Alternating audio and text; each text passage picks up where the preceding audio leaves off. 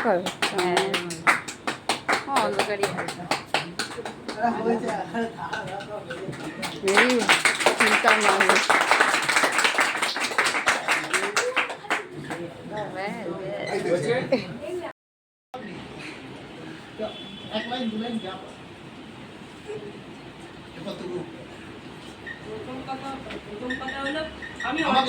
প্রথম কথা হলো আমি অনেক কটাই নাটক করেছি, যার মধ্যে সম্পত্তি সমর্পণও করেছি। সম্পত্তি সমর্পণে হ্যাঁ আমার ঘাতকের থেকে পার্ট একটুখানি বেশি। তা এটা করে এইটা বুঝলাম যে অভিনয়তে যে আমার কম পার্ট, তার জন্য যে মন খারাপ করব সেটা ব্যাপার না। আমি যে অভিনয়ের মধ্যে ইনভলভ ছিলাম এটাই আমার জন্য, মানে এতদিন ধরে যে করছি, যেমন ৫-৯-৪, ঘাতক, তারপর ওদিকে জুতো জোড়া, এই নাটকগুলোর মধ্যে থেকে সম্পত্তি সমর্পণে যে কম পার্ট পেয়ে আমি, যদি কেউ মনে করে থাকে যে আমার মনটা খারাপ হয়ে পড়েছে যে আমি পার্ট পাইনি কেন, তাহলে আমি করতে যাবো, এইটা দিয়ে তো অন্যজনকেও করিয়ে নেওয়া যাবে, তার জন্য যে আমি মন খারাপ করেছি তা না।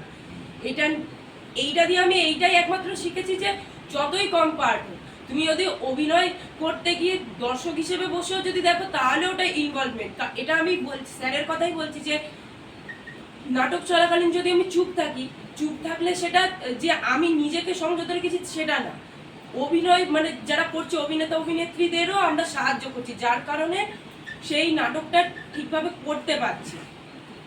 আর কি বলবো, থ্যাংক ইউ।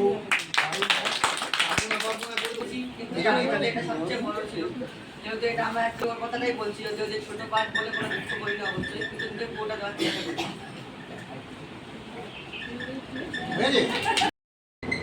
আমার অনেক একটা সময় আমি শেষ হয়ে গেছি। প্রলয়কে ফোনে আমি বলছি প্রলয় আর আমার মঞ্চে ওটা হবে, এই করোনা পিরিয়ড কবে ঠিক হবে না হবে, তখনই প্রলয় বাসুকে ডাকে এবং এইভাবে আস্তে আস্তে আলোচনা হয়, হয়ে তখন প্রলয় আমায় বললো অলোকদা আমি সম্পত্তি সমর্থন করব এবং আপনি যোগ্য না করবেন। আমি সঙ্গে সঙ্গে ওকে বললাম বহুটা তুমি করাবেন, বাচ্চা ভাবি বলো সেই চিন্তা আপনাকে করতে হবে না। এই সূত্রপাত, আর যা পেয়েছি, যা আমার অর্জিত এই বয়সে এসে আমার হরিনামী বিশ্বকাপে সকলকে ধন্যবাদ দিয়ে ছোট করবো না, তারা যে আমাকে বিশালভাবে সহযোগিতা করেছে আর কিছু বলার নেই। সবাই খুব ভালো পারফরমেন্স করেছে, তার জন্যে এই জিনিসগুলো এসছে। তার সঙ্গে বলি আমাদের যারা সিনিয়ররা আছে তাদেরকে অসংখ্য ধন্যবাদ, এবং নীলুদা আমাদের তিন বৌদি যেভাবে আমাদেরকে ওখানে হেল্প করেছেন, ধন্যবাদ দিয়ে ছোট করবো না। এদের জন্য হাতটা। আর এই দলটাকে এগিয়ে নিয়ে যাওয়ার ভাগ তোমাদের, ঠিক আছে? আর কিছু বলার নেই, এখানে আমি থেকে আমাদের সাথে কাজ করার অভিজ্ঞতাটুকু সিজিদের একটু ভাগ করে নেবে। সিজিদের পর সাগর বলবে। একটু আগে ও যেটা বললো, আমি সত্যি কথা বলছি, আমি ছোট থেকে নাটক করি, অনেক জায়গায় অভিনয় করেছি, কিন্তু সত্যি বলতে কি এত বড় চরিত্র এই লোকালিটিতে, মানে রাজপুর সোনারপুর হরিনাভিতে আমি এখনো পর্যন্ত পাইনি। এত বড় চরিত্র, এত ভালো পরিবেশ, এত ভালো সবাই মিলে সবাই একসঙ্গে কাজ করছি, সবাই এত সুন্দর কোঅপারেট করেছে আমার সঙ্গে, এটা আমার কাছে পরম পাওয়া। আমি খুব খুশি কাজটা করে, বিশেষত এই চরিত্রটা করে আমি খুব আনন্দিত। মানে এত বড় চরিত্র আমি কলকাতায় যা করেছি, আমি এই পুরো রাজপুর সোনারপুর হরিনাভির মধ্যে এত বড় চরিত্র আমাকে কেউ দেয়নি, যেটা আমাকে প্রলয়দা দিয়েছে বা বাসুদারা দিয়েছে। আমি চরিত্রটা করে ব্যক্তিগতভাবে খুব আনন্দিত, এটাই আমার বলার ছিল।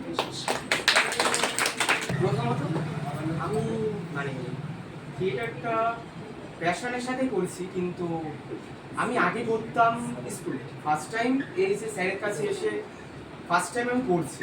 আমি জানি না যে কতটা আমি ডেভেলপ করতে পেরেছি বা পারছি বা করছি, জানি না, কিন্তু চেষ্টা করেছিলাম যাতে আমার পাঠটা চরিত্রটা যাতে খুবই ভালো করতে পারি, যাতে লোকের মানে দর্শকের কাছে ভালো পৌঁছাতে পারি চেয়েছি।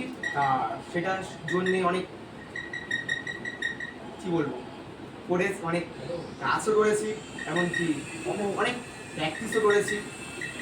এইটাই হয়ে গেছে।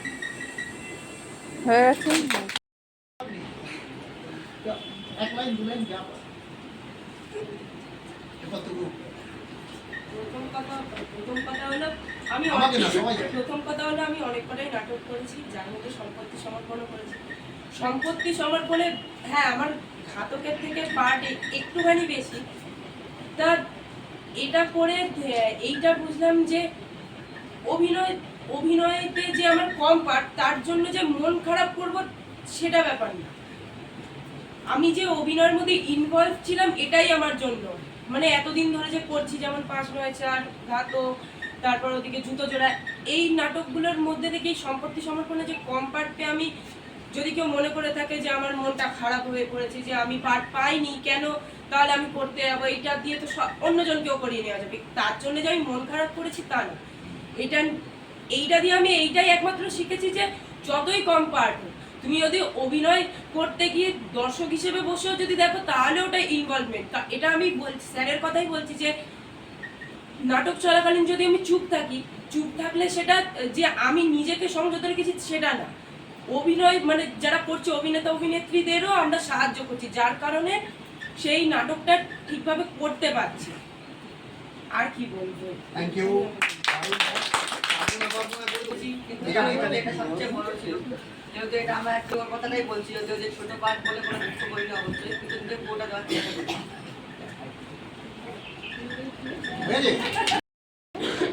আমরা কোনো এটা রাজ চক্রবর্তী লিখেছে স্যার আজকে পিকনিক কটা থেকে গ্রুপে লিখেছে না, এটা কিন্তু কোনো পিকনিক নয়, প্রথমেই বলে কোনো পিকনিক নয়। 2 নম্বর হচ্ছে তাহলে কি পিকনিক নয় তো কি? হ্যাঁ একটা খাওয়া দাওয়া আছে তো অবশ্যই। মূলত এই যে প্রাইজগুলো দেখা যাচ্ছে, এই প্রাইজগুলো আমরা সম্পত্তি সমর্পণ লখনৌতে করার ফলে এই প্রাইজগুলো আমরা পেয়েছি। এর মধ্যে ইন্ডিভিজুয়াল প্রাইজ আছে, যাদের ইন্ডিভিজুয়াল প্রাইজ আছে তাদের হাতে আমরা আজকে এগুলো তুলে দেবো। তো তাহলে কি সেই লখনৌতে প্রাইজ পাওয়াটাকে আমরা এখানে উদযাপন করবো এখন? না, সেটাও না। তার কারণ হচ্ছে মূলত যেটা বলার সেটা হচ্ছে একটা প্রাইজ পাওয়া মানে হ্যাঁ একটা স্বীকৃতি বটে, কিন্তু প্রাইজটাই সব নয়।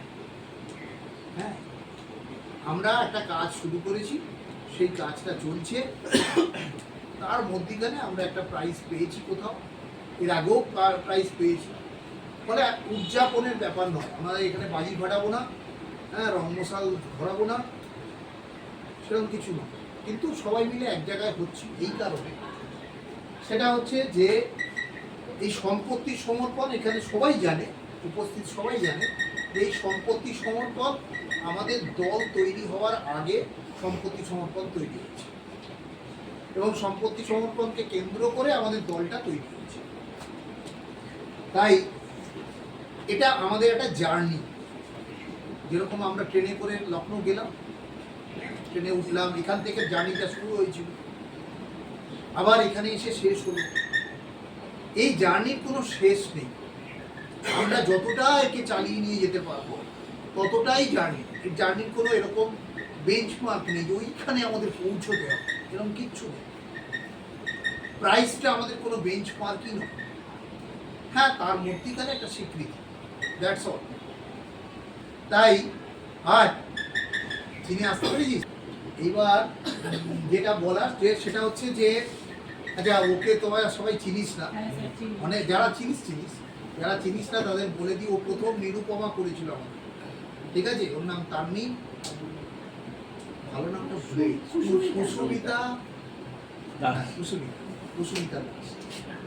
যাই হোক, ওকে আজকে আমরা এখানে ডেকেছি যেহেতু ও আমাদের এই জার্নিটার একটা অংশ ছিল।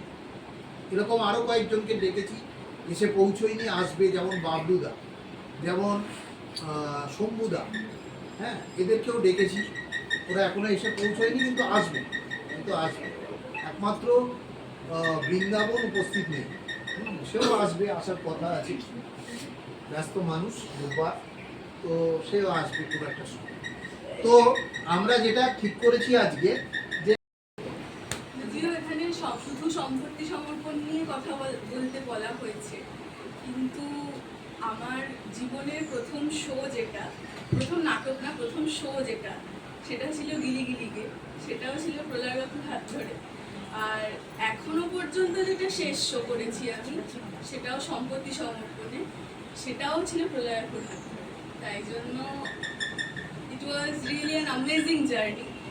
এবার কেন অ্যামেজিং সেটা হচ্ছে, নাটক মানেই আমার কাছে সেটা খুব আনন্দের একটা বিষয়, টপিক, কিন্তু মানে এখানে প্রলয় কাকু, বাসু কাকু দুজনের খুব স্নেহ পেয়েছি, ভালোবাসা পেয়েছি, আর রশ্মিতার সাথে অনেক খুনসুটি করেছি। আর এছাড়া নাটকটা করে আমি যে কটাই শো করেছি, সেই ক্যারেক্টারটা করে আমি মানে খুব স্যাটিসফাইড ছিলাম। মানে আমার মনে হয়েছিল যে আমি বোধহয় আমার যেটা বেস্ট সেটা আমি দিতে পেরেছি। তাই জন্য এটা আমার ছাড়তে হয়েছে পরবর্তীকালে পড়াশোনার জন্য, কিন্তু মানে আমি যে কটা শো করতে পেরেছি সেটা নিয়ে আমি নিজে স্যাটিসফাইড, এবং এটা আমার খুব ভালো একটা স্মৃতি হয়ে এখন আমার সাথে আছে। আমি এখানে নাটক মানে আমি এখানে ঢুকে প্রথম নাটক করেছি, আমি আগে কোনো নাটক করিনি, এটাই আমার ফার্স্ট, মানে এখানে ঢুকে আমি শুরু করেছি। আমার মানে সম্পত্তি সমর্পণে নাটক করার আগেও আমি ছোট ছোট নাটকে করেছি, কিন্তু সত্যি কথা বলতে আমি কোনোদিন ভাবিনি যে আমি নিরুপমার চরিত্র অভিনয় করতে পারবো। এবার করেছি, ওটা আমার খুবই মানে সৌভাগ্যের একটা বিষয়, আমি করতে পেরেছি। অ্যান্ড মানে আর আমি যে এই সম্পত্তি সমর্পণে গিয়ে লখনৌতে গেছি, ওটাও আমার জন্য খুব একটা বড় বিষয়। আর মানে আমার নিজে এখনো মানে আমার যখনই আমি নিরুপমার চরিত্র করি, প্রত্যেকটা চরিত্র থেকে বিশেষ করে নিরুপমারটা যখনই করেছি, মানে এখনো পর্যন্ত মানে এই মুহূর্ত পর্যন্ত আমি বলছি, এখন আমার ভয় লাগছে, পাপা কাঁপছে, আমার ভয় লাগে, নার্ভাস ফিল হচ্ছে, কিন্তু মানে আমি নিরুপমার চরিত্রটাকে খুব ভালোবাসি, সত্যি বলছি। মানে যে কটা আমি চরিত্র করেছি সব কটাকেই ভালোবাসি, কিন্তু নিরুপমা আমার মানে আলাদা রকমের। মানে যখন নিরুপমা করি সত্যি কথা নিজেকে তানিষ্কা মনে হয় না, নিরুপমাই মনে হয়। নিরুপমাকে খুব ভালোবাসি। অ্যান্ড লাস্টলি বলবো, যতদিন আমি নিরুপমা করবো, নিজের যতটা বেস্ট, মানে যে কটা নাটক করবো, যে কটা করবো, নিজের যতটা পারবো বেস্ট দিয়ে করবো। অমিতা ট্রফিটা তুলে দাও অলোকদার হাতে। আর মনোজ স্যার সার্টিফিকেটটা তুলে দেবে। আপনি এদিক দিয়ে চলে আসুন, এই পাশ দিয়ে।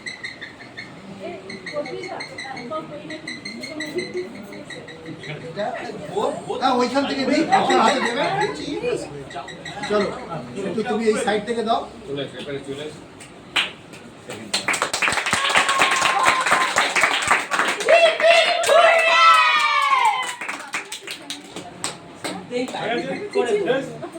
তোরাও চলে, তোরা সব চলে, সবাই চলে সামনে, সবাই চলে। এবার আর মুখ দেখা যাবে না, দেখি চল।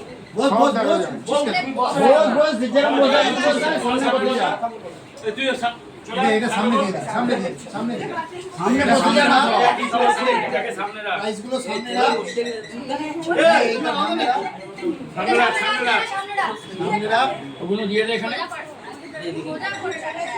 এটা উঁচু জায়গা, এটা উঁচু জায়গা, ওইখানে রাখ না। এই একটা আছে রাখ।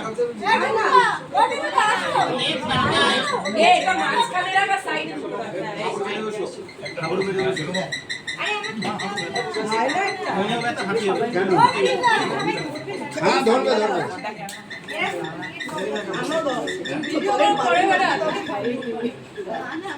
সবাই ভালো করে ছবি তুলে দেখতে পাই যাতে।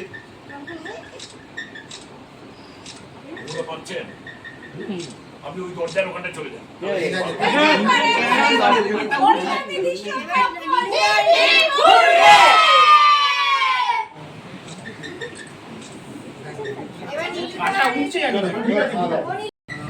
বলতে প্রত্যেক নাটকে তো একটা স্কেলিটন ক্যারেক্টার থাকে, সেই ক্যারেক্টারে আমরা ঢুকি।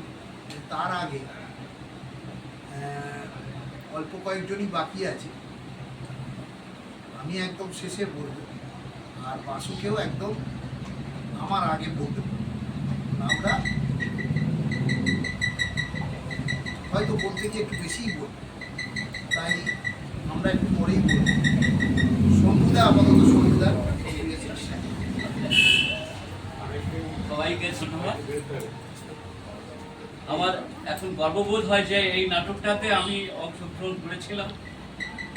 আর নাটকটা যখন প্রথম শুরু হয়েছিল তখনই ভাবতাম যে লগ্নয়ে গেলে এটা একটা পুরস্কার পাবে, এটা আমি বলেছিলাম, আমি প্রলয়কে বলেও ছিলাম যে এরপর লগ্নে যাবে, একটা পুরস্কার তোমরা পাবেই এবারে ডেফিনেট। যাই হোক, আর অশোকদা যেটা বললেন যে অলোকদার উপর খুব রাগ হচ্ছিল, তখন ছোটবেলায় শুনেছিলাম যে 42-এর বিপ্লবে নাকি বিকাশ রায় পর্দায় নাকি ইট পড়েছিল, পড়েছিল, ছোট ছোট স্পঞ্জি পড়েছিল, তা বিকাশ রায়ের উপর এত রেগে গেছিল। তা সেই তুলনায় অলোকদার ওপর রাগ সবারই যে হয়েছে এটা আমরা জানতাম।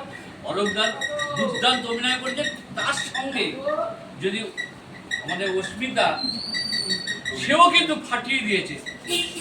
আর আমার যে মেয়ে হয়েছিল আমাদের কান্দি, তো দুর্দান্ত করেছিল, যার জন্য নাটকটা বেশ ফুলে ফেপে উঠেছিল। এবং সবাই অংশগ্রহণ যারা করেছে প্রত্যেকেই নিজের ভালোটা দেবার চেষ্টা করেছে বলেই আজকে আমরা এতগুলো পুরস্কার দেখছি। এটা কিন্তু এমনি এমনি নয়, ওখানকার জাজ বাঙালি, বিশেষ করে আমাদের বাঙালি আমরা পরিচয় দিয়েও এইখান থেকে এতগুলো পুরস্কার দিয়েছি, এটা কম কথা নয়।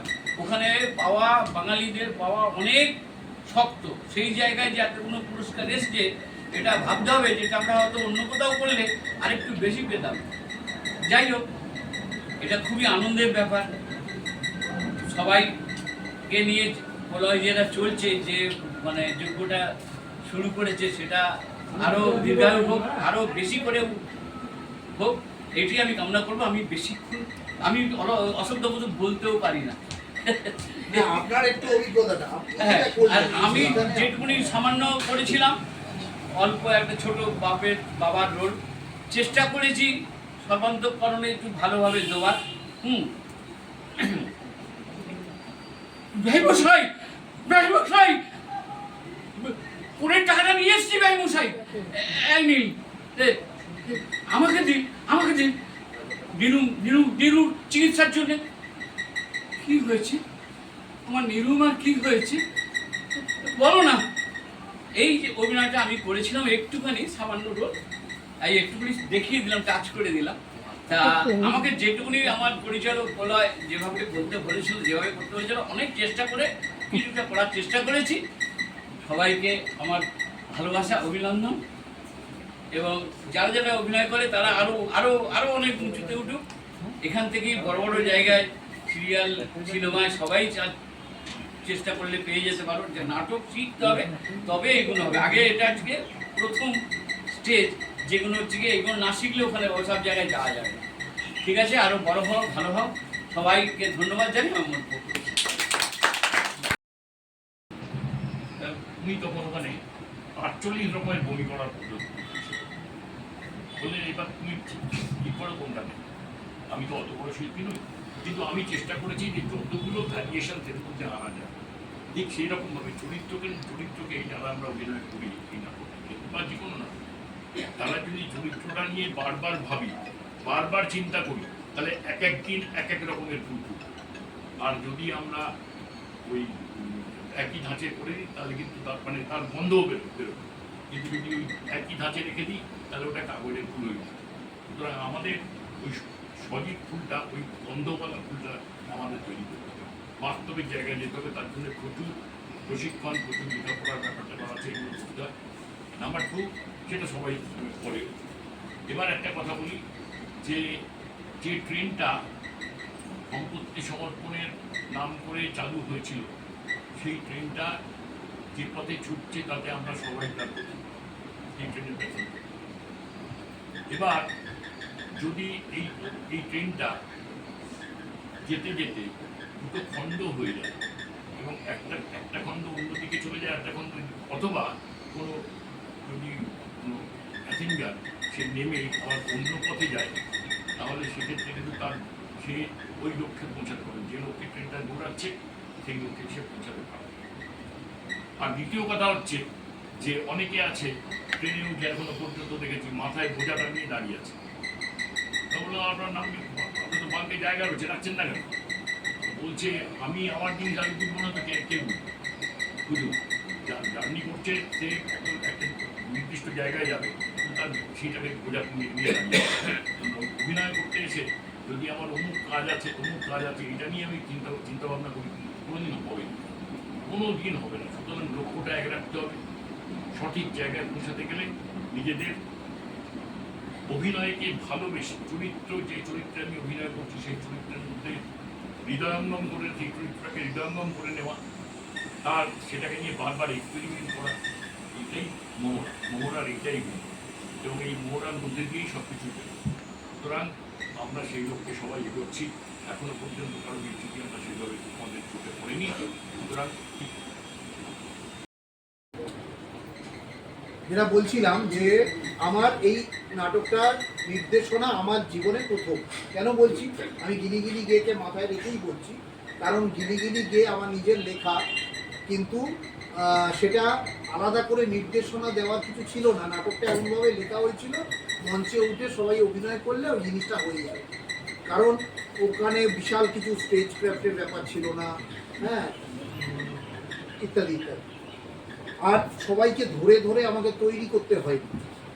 কিন্তু এই নাটকটা যেটা ব্যাপার, সেটা বলার আগে আমি একটা জিনিস বলতে চাইছি সবাইকে, বিশেষ করে সবাই যেহেতু থিয়েটার নিয়ে চর্চা করছি, সেটা নিয়ে আমি আলাদা করে ক্লাসও করবো আগামী দিনে।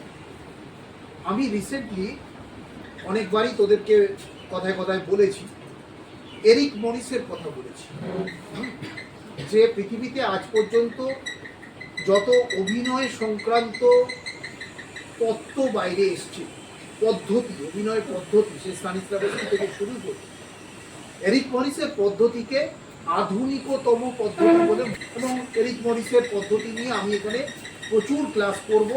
আমি নিজে পড়াশুনো করছি এবং এই চর্চাটা ভীষণ জরুরি। এবার এই এরিক মরিসের নিয়ে পড়াশুনো করতে গিয়ে আমি এরিক মরিসের লেখা একটা জিনিস পেলাম, সেটা হচ্ছে একটা ডেফিনেশন। ডেফিনেশনটা আমার মুখস্থ নেই, আমি জাস্ট একটু দেখে বলে দিচ্ছি। ডেফিনেশনটা হচ্ছে হোয়াট ইজ ট্যালেন্ট। ওদের বোধহয় পাঠিয়েছি কাউকে, আমি বোধহয় পাঠাইনি। হোয়াট ইজ ট্যালেন্ট, এইটা নিয়ে উনি একটা ডেফিনেশন দিয়েছেন। তো সেইখানে লেখাটা হচ্ছে এরকম: talent is an ability to be affected by a great and various number of stimuli and to express your response by those stimuli in an imaginative, colorful and individual way. তাহলে এটা থেকে আমাদের কি এলো?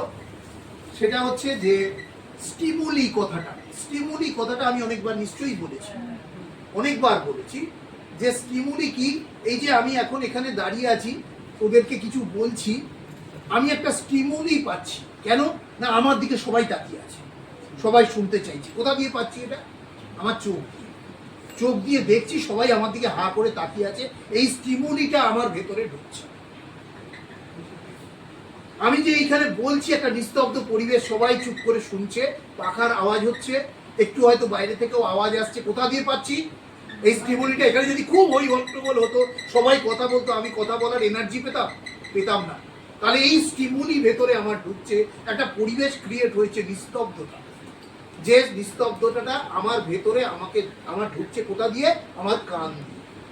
তো এইরকম ভাবে পঞ্চ ইন্দ্রিয় দিয়ে আমরা মানুষেরা স্টিমুলি নিই, আমাদের শরীরে ঢোকে। এরকম প্রত্যেকের মধ্যে ঢোকে, প্রতিটা লোকের মধ্যে ঢোকে। মুশকিল হলো ক্লাসে কেউ ফার্স্ট হয়, কেউ লাস্ট হয়, কেউ ফেল করে। এইখানে ট্যালেন্টটা এসে দাঁড়াচ্ছে কি না? এরিক মরিস বলছেন যে এই যে স্টিমুলিটা ঢুকছে, এই স্টিমুলিটা কিভাবে এফেক্ট করছে, এটা কিন্তু প্রত্যেকটা লোকের আলাদা আলাদা। এই এফেক্টটা আলাদা ভাবে করে। যেই এফেক্টটা যার যত বেশি হয়, সে তত বেশি ট্যালেন্টেড। এই স্টিমুলিটা ভেতরে ঢুকে একটা হিউম্যান বিইং এর ভেতরে যে এফেক্ট তৈরি করে, দ্যাট ইজ কল্ড আর্ট। তাকে বলে শিল্প। শিল্প তৈরি হয় ভেতরে, বাইরে না। শিল্প কোথায় তৈরি হয়? মানুষের ভেতরে। একমাত্র মানুষই শিল্প সৃষ্টি করতে পারে। তাই মানুষের ভেতরে এই শিল্পটা তৈরি হয়, রান্নাঘরটা ভেতরে, প্রত্যেকের ভেতরে। আর এই ভেতরটাকে উজাড় করে বাইরে এনে সেটাকে হাজির করতে হয়, দ্যাট ইজ এক্সপ্রেশন। এক্সপ্রেস করতে হয়। আমার ভেতরে যে রান্নাটা হলো সেই রান্নাটাকে এক্সপ্রেস করতে হয়, দ্যাট ইজ এক্সপ্রেশন। সেই এক্সপ্রেশনটা অ্যাজ পার এরিক মরিস কি বলছে? 1 নম্বর বলছে ইমাজিনেশন। আমি একটা টেনশনে থাকি, প্রশ্নটা লম্বা হয়ে যাচ্ছে, আর ওকে দিয়ে বোধহয় এই চরিত্রটা করাতে পারবো না। কিন্তু তারপরেও লখনৌ পর্যন্ত এই যে জার্নি, আপাতত সেই জার্নিতে প্রস্মিতা এই চরিত্রটা করেছে। এবং শুরু থেকেই ওই সেই একই কথা বলছি যে যেহেতু আমি জানি না এরপর প্রস্মিতা অন্য কোনো ক্যারেক্টার পেলে পরে সেই ক্যারেক্টার অভিনয় করার চেষ্টা করবে কিনা, কিন্তু এই ক্যারেক্টারটা ও একেবারেই অভিনয় করার চেষ্টা করে। ও যেটা করেছে, বিহেভ করেছে, যেটাকে আমাদের ভালো করে বুঝতে হবে। আমরা যারা থিয়েটার অভিনয় শিখছি তাদের এটা ভালো করে বুঝতে হবে, অভিনয় করা আর বিহেভ করা দুটোর মধ্যে অনেক তফাৎ আছে। তো ন্যাচারালি হয়ে উঠেছে ওই ক্যারেক্টার, বারবার যতবারই ও মঞ্চে উঠেছে খুব ন্যাচারালি হয়ে উঠেছে, যার জন্য ওর ক্যারেক্টারটা এমনিতেই খুব গুরুত্বপূর্ণ চরিত্র। আমি যখন প্রথম অলোকদাকে বলি, প্রথম অলোকদাকে যখন আমি বললাম চলুন সম্পত্তি সমর্পণ করি, অলোকদার প্রথম কথাটাই উত্তরটা ছিল নিতাইকে। অলোকদা তো এর আগে করেছে নাটকটা, তো সেখানে যে নিতাইয়ের চরিত্রটা নিয়ে যে সমস্যা, বারবার একজন অভিনয় করছে, একটা বাচ্চাকে দিয়ে অভিনয় করানো, সে করতে করতে চলে যাবে, আবার আরেকজন আসবে, একটা নাটক এত খেটে খুঁটে দাঁড় করিয়ে ওই একটা দুটো শো করে তো হয়ে যায় না। তখন সেই কারণে এই সমস্ত চিন্তা ভাবনা করে অলোকদা আমাকে বারবার বলেছিল নিতাই কে করবে, কারণ চলুন দেখি কাকে দিয়ে করানো যায়। তো তারপরে প্রস্মিতাকে দিয়ে আমরা এটা ট্রাই করি, এটাকে ডাকছি। ওর এটাতে কি অভিজ্ঞতা, ও কি শিখেছে, ও কি জানলো, ও কিভাবে কি করলো, এগুলো ওর ভেতরের যে রান্নাটা ও করেছে। কারণ যারা অভিনয় করে, আমি নির্দেশক হিসেবে হয়তো কিছু গাইড করেছি, কিন্তু আসলে প্রত্যেক অভিনেতাকে তার ভেতরে তখন সেটা একটা কিরম খাদ্য হয়েছে সেটা দর্শক বলে ভাই। তো ফলে ও ভেতরে কি রান্নাটা করেছে সেই অভিজ্ঞতাটা আমরা একটু সুন্দর করি। 1-2 ক্লাস 9 এবার ক্লাস 10 মাধ্যমিক দিবি, যথেষ্ট গুছিয়ে বলতে পারে।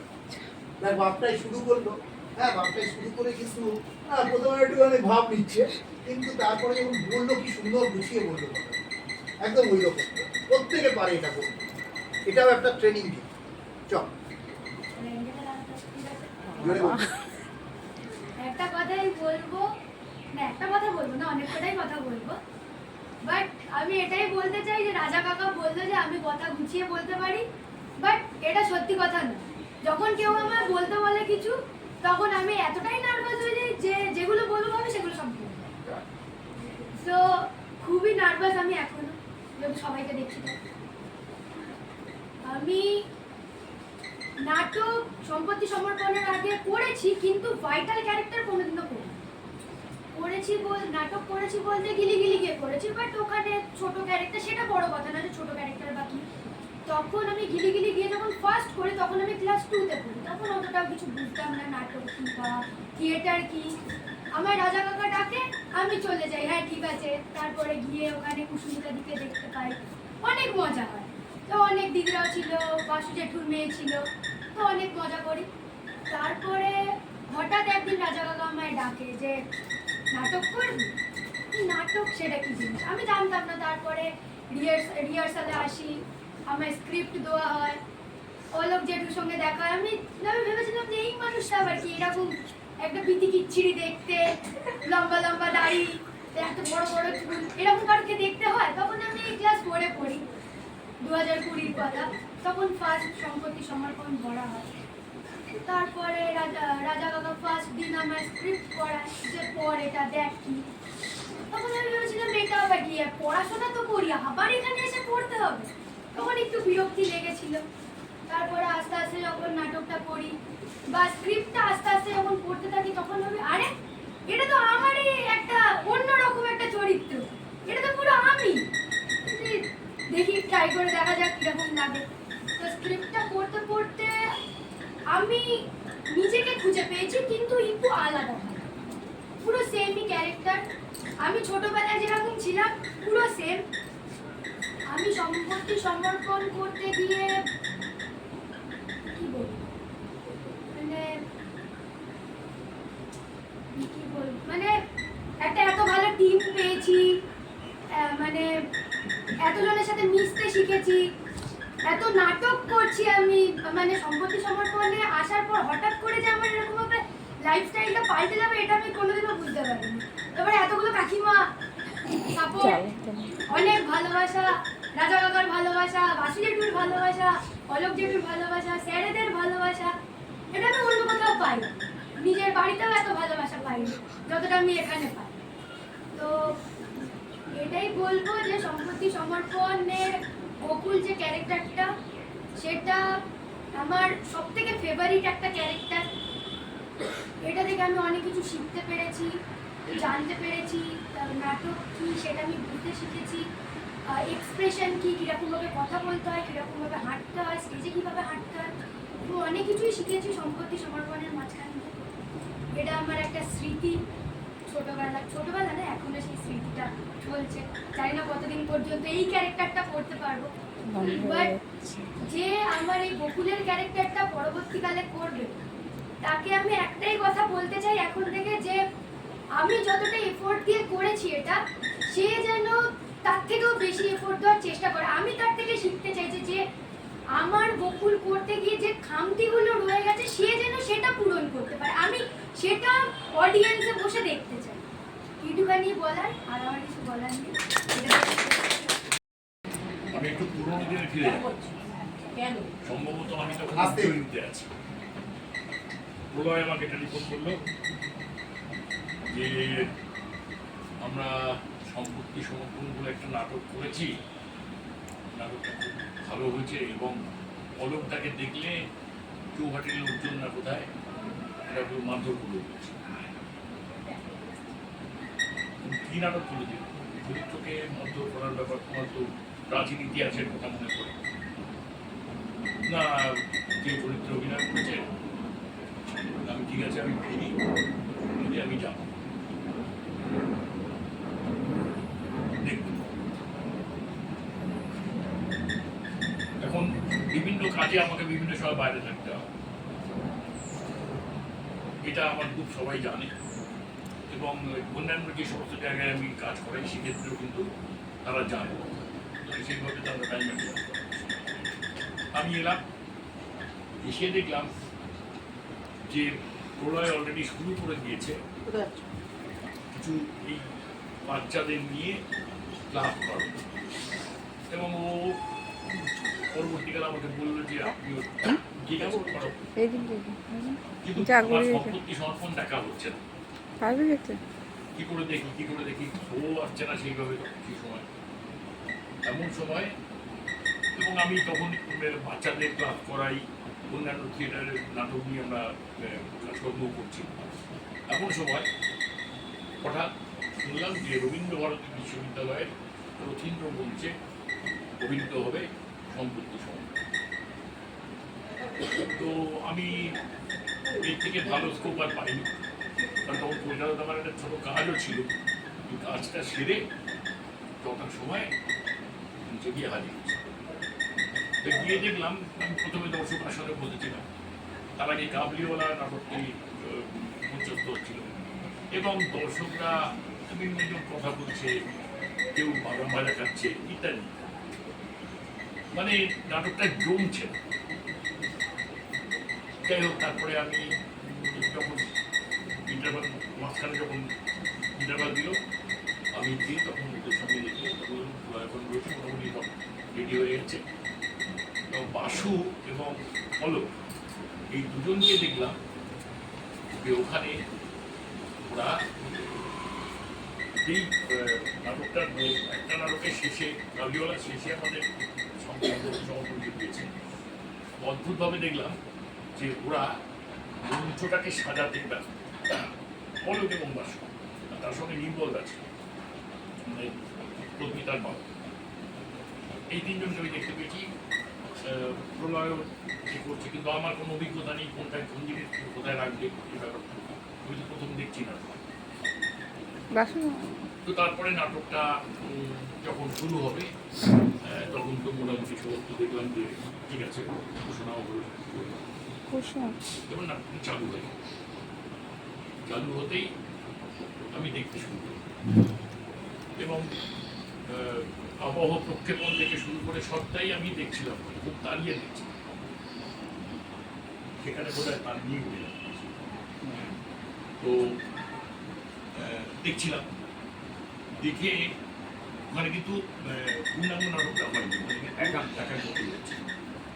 তো ওখানে দেখছিলাম, দেখে দেখলাম যে প্রত্যেকে এত সিনসিয়ারলি চরিত্রগুলো করছে যে কাউকে কিছু বলার নেই, যে আমি কারো সমালোচনা করবো এই জায়গায় নেই। এবং সত্যি কথা বলছি, অলোক যে চরিত্রে অভিনয় করছিল যমুনা, ওটা দেখে আমারও রাগ হচ্ছে। আমি এত সংযত, আমি একাধিক বিভিন্ন ক্ষেত্রে আমি অভিনয় করি, অভিনয়ের সঙ্গে প্রায় যুক্ত আছি 52 বছরের মতো, কিন্তু আমারও রাগ হচ্ছে যে এত ন্যাচারাল অভিনয়টা করছে। তার সঙ্গে সঙ্গীতা ছিলেন, অভিজ্ঞতা সবাই ছিলেন। অভিজ্ঞতা বোধহয় একবার না কথা বললেন যে এই আমার অভিজ্ঞতা, আপনি সিনিয়র তবে অভিজ্ঞতা করেছেন। আর সঙ্গুদা একবার বেরিয়ে এসে বোধহয় কি একটা সমস্যা হয়েছে, কি একটা বললেন, যা বলবেন মানে আবার সেই মানে নাটকটা পিন ড্রপ সাইলেন্স শুধু আমি নয়, সারা অডিটোরিয়ামের দর্শক এবং যখন নাটকটা শেষ হবে যেভাবে আমাদের নাটকটাকে সাজানো আছে সেটা দেখে আমি সত্যি মুগ্ধ হয়ে গেছি। এবং বাইরে এসে আমি শুধু দাঁড়িয়ে ভাবছি যে how this production can be made, এই ধরনের প্রোডাকশন তৈরি করা যায়। আমি মানে আমার হার্দিক অভিনন্দন জানাবো প্রলয়কে, সত্যি অত্যন্ত একাত্মতা নিয়ে এই নাটকটা করেছে। এবং আমি প্রত্যেকের কথা বাসু ওইখানে ছিল না, কিন্তু দেখলাম যে দীপ্ত থেকে আরম্ভ করে সবাই এত সিনসিয়ারলি কাজটা করলো। তারপর আমি তো দেখি যখনই শো হয় তখনই দেখি শম্ভুদাও বিভিন্ন জায়গায় করছেন। এবার আমাকে বলা হলো যে শম্ভুদা ইদানিং তাদের বোধহয় ওনার দলের কোনো নাটকটা ব্যস্ত আছেন, সেই জন্য আমাদের শো এসে গেছে, এখানে আপনাকে একটু করে। আমার তো সত্যি কথা বলতে গেলে একাঙ্কও আছে, আমার পূর্ণাঙ্গও আছে। একাঙ্কতে আমার যে চরিত্রটা তাতে আমার তেমন কিছু দেখিনি যেটা উৎপন্ন চলবে, কিন্তু যখন আমার এটা এলো লখনৌয়ের শোটা যখন এলো তখন আমি ভাবতে শুরু করলাম যে আমি কি যেটা ওখানে করলাম সেটা ঠিক করেছি।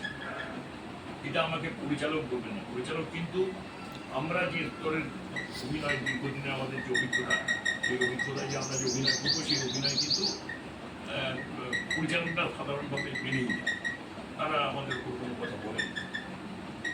কিন্তু আমি যেটা করেছি লখনৌতে যাওয়ার, যেহেতু লখনৌ প্রসঙ্গটা খুব বেশি এখানে, সেটা হচ্ছে আমি কিন্তু এই চরিত্রটাকে বিভিন্নভাবে ভেবেছি, যেটা স্টিল অ্যাডলার বলেছেন যে আপনি চরিত্রটাকে যদি মেকানিক্যাল করে ফেলেন, একদম যা সাজানো আছে সেইরকম ভাবেই যাচ্ছেন, সেইভাবেই কথা বলছেন, তাহলে আপনার ওই চরিত্রটা করতে পারে ভালো। সুতরাং আপনাকে কিন্তু নিত্য নতুন ভাবতে হবে যে এই চরিত্রটাকে মানে সজীব করার ক্ষেত্রে আমি কি কি করতে পারি এবং সেটাকে প্র্যাকটিস। যারা ক্লাস করো তোমরা আমাদের এই ব্যাপারগুলো আমি বারবারই বলেছি যে ওই যে কথাটা বলে গেছে একটু যে মানব জীবনের যে বাস্তবতা, সেই বাস্তবতাকে স্টেজে আনতে হবে। এই চৌহদ্দির মধ্যে এই চারটে যে মানে যে আয়তক্ষেত্র আছে, এই আয়তক্ষেত্রের মধ্যে আমাকে পুরো বাস্তবটাকে তুলে আনতে হবে। তার জন্য আমার যে রোল, আমি যে চরিত্র অভিনয় করছি সেটা কেমন হওয়া উচিত, তার জন্য আমাকে অবজারভেশন করতে হয়, দেখতে হবে। আমি দেখি, বিভিন্ন মানুষকে দেখি তারা কিভাবে কি করছে না করছে। সুতরাং আমি কিন্তু লখনৌয়ের ক্ষেত্রে যেটা করছি, আমার কিচ্ছু কোনো ব্যাপার না, কিন্তু যেটা করেছি যে আমি এক একদিন এক এক রকম করেছি। প্রলয় কোথায় বলছে না হলো না, এটা হলো, তার মানে কি হলো, আমি ভাবছি যে আমি যেটা করছি আমি একটার পর একটা ব্র্যান্ড দেখাবো, একটার পর একটা ব্র্যান্ড দেখাবো। অর্থাৎ সৌমিত্র চট্টোপাধ্যায়কে আমি তো মতন অত বড় মানে মহাপুরুষ নই, কিন্তু সৌমিত্র চট্টোপাধ্যায় একবার ওই ছবিতে ওনাকে বমি করার একটা দৃশ্য। 2016 তখন আমি রাসবিহারী প্রাজকে কালো রাতের ভালো চোখ করছি, হঠাৎ শো শেষ হওয়ার পরই আমাদের ডাইরেক্টর ছিল অপু গাঙ্গুলি, এসে আমার বললো তুমি তাড়াতাড়ি এসো, আমি একজনের সঙ্গে তোমাকে যোগেশ মাইমের সামনে এসে দেখলাম এক ভদ্রলোক বাথরুম ফিটার দেখতে আরও 4-5 জন নিয়ে দাঁড়িয়ে আছে। আমাকে পরিচয় করিয়ে দিল যে চঞ্চলদা এই হচ্ছে অলোক। আর আমাকে চঞ্চলদার সাথে নমস্কার করলাম, দাদা আমি কিন্তু এবার চলে যাচ্ছি। তাহলে হ্যাঁ আমি জানি সোনারপুরে আপনি থাকেন, ঠিক আছে পরে কথা। এবার রাত্রি 10:30টার সময় তখন অপু আমার ফোন করেছে, বাড়ি পৌঁছেছো? আমি বাড়িতে অনেকক্ষণ না, চঞ্চল তোমার সঙ্গে কথা বলবে।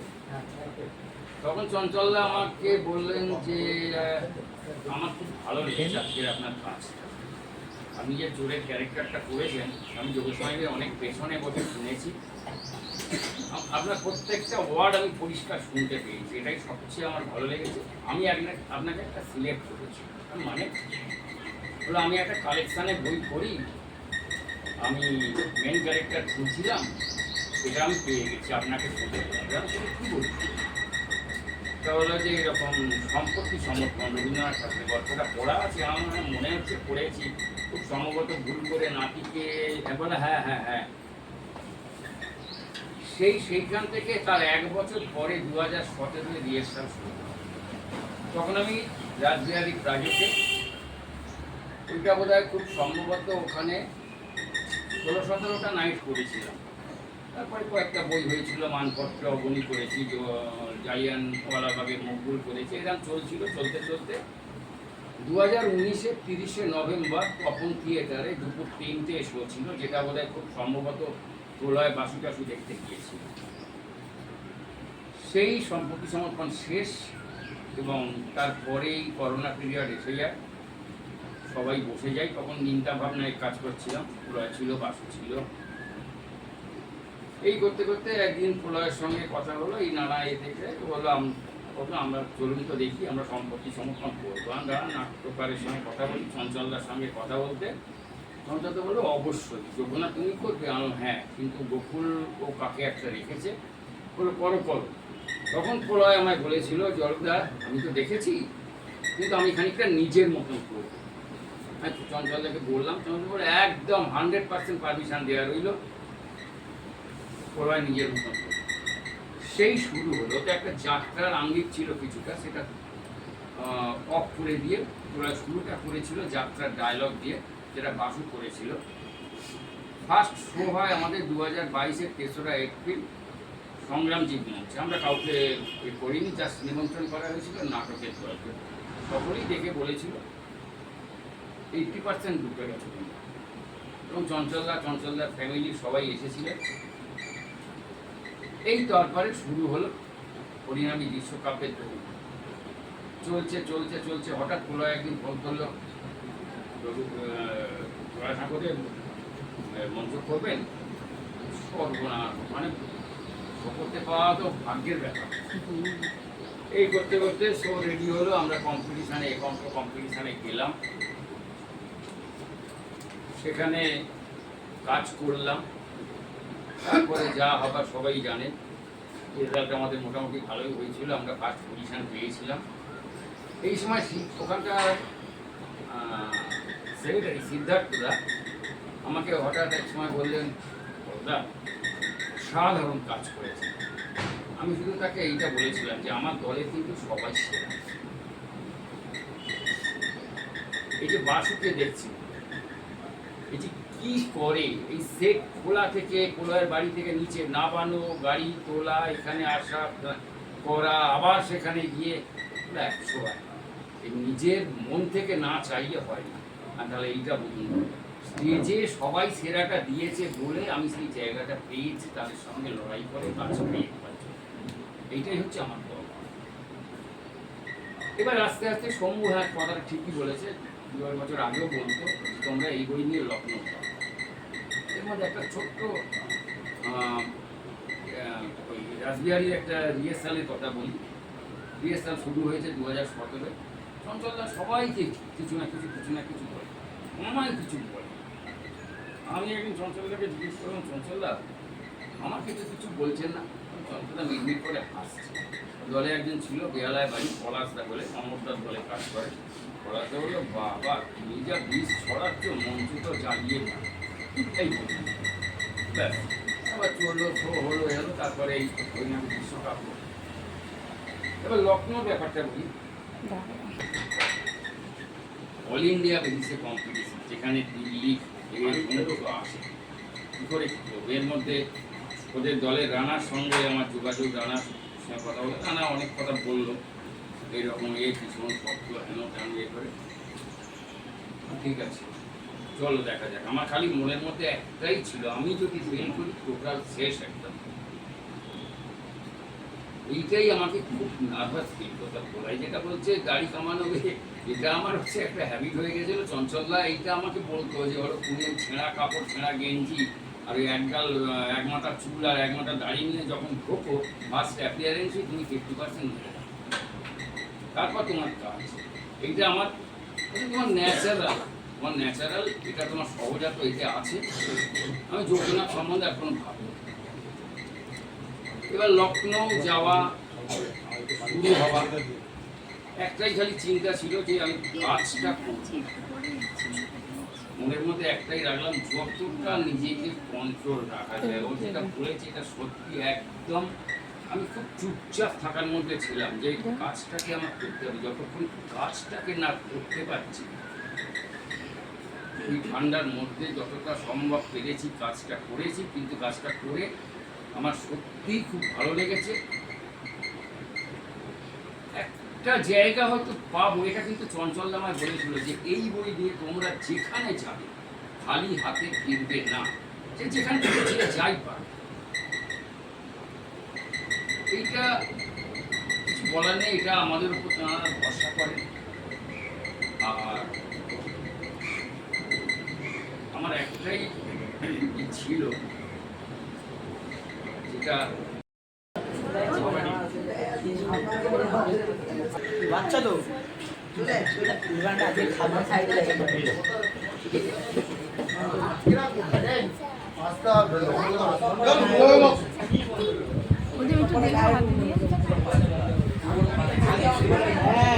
দেখুন